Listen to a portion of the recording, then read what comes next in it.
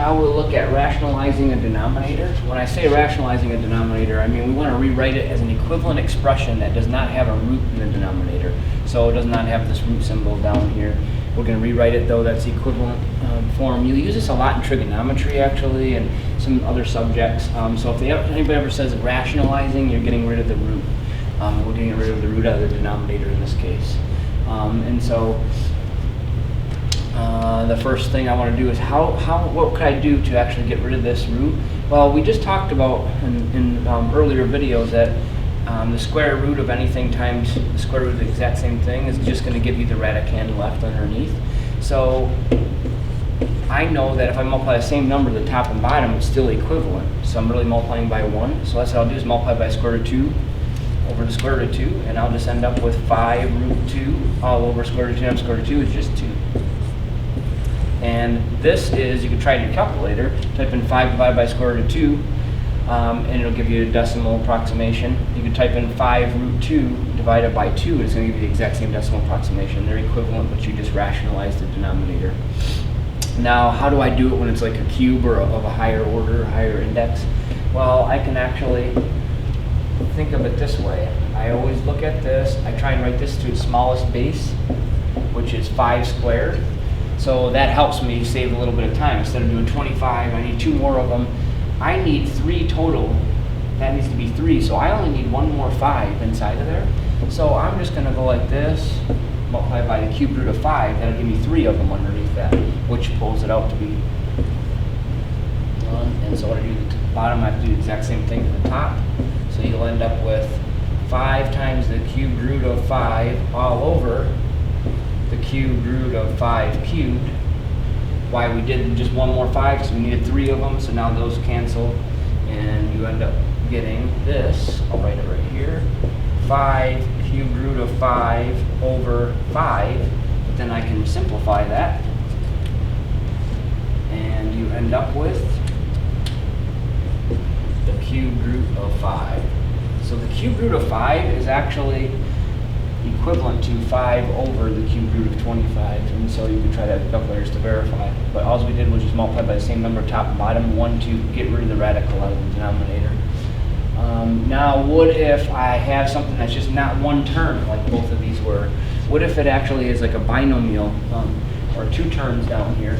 Well, we just talked about in a previous video that if you multiply by the conjugate, you actually are going to get rid of all the root symbols, guaranteed, and the middle terms. You'll have no roots left.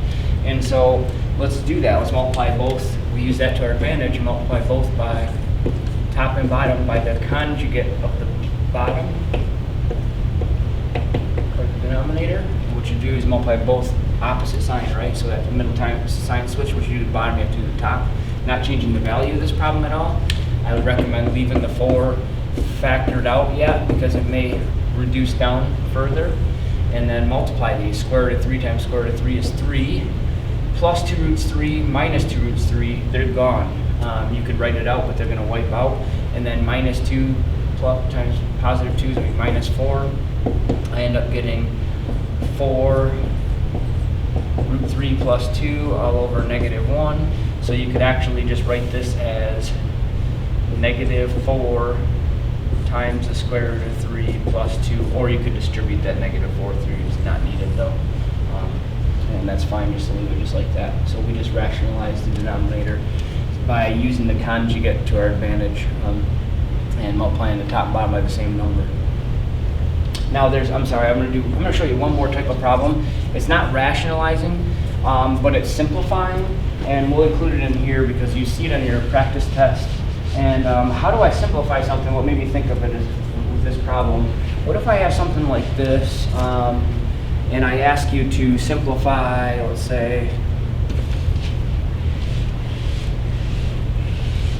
just a rational expression, but it has a binomial on the top, where you have all constants as radicands and stuff. So what if I ask you to simplify something like this? I'm not asking you to rationalize anything. I'm just saying, what if I said, let's see, that's probably something like that. So simplify something like this. Notice that I have a binomial on top. I'm not asking you to rationalize and get rid of the root symbol or anything like that. I just want to simplify this thing. Most common mistake is people want to cancel the 2's right there, say, hey, it's negative square root of 20 or negative 2 root 5. Not true. You couldn't do that when you're dealing with just basic whole numbers, right? I couldn't just take 5 minus 10 over 5 and cancel and say it's negative 10 because they're not factors. They have to be multiplied in order to do so. So same rule with this. So we use factoring to our advantage. So we go, okay, well, I'm going to simplify this to see if I can't also cancel it into this because this is a radicand. It's underneath. It has a power on it, order of operations. So what I'm going to have to do is go like this. I know this is 4 times 5. The square root of 4 is 2, or you can write 2 squared in there. You end up getting 2 minus 2 root 5 all over 2. Now you can think of your distributive property has to go into both terms or factor. Use factoring to your advantage. Factor out a GCF of a 2 and you're left with 1 minus the square root of 5 all over 2. They reduce, or just make sure you cancel it into each of those, and you end up getting 1 minus the square root of 5. And so that actually simplifies down to 1 minus the square root of 5. You'll see those kind of problems as well, simplifying with just the constant radicands with a binomial on top. So look for those as well.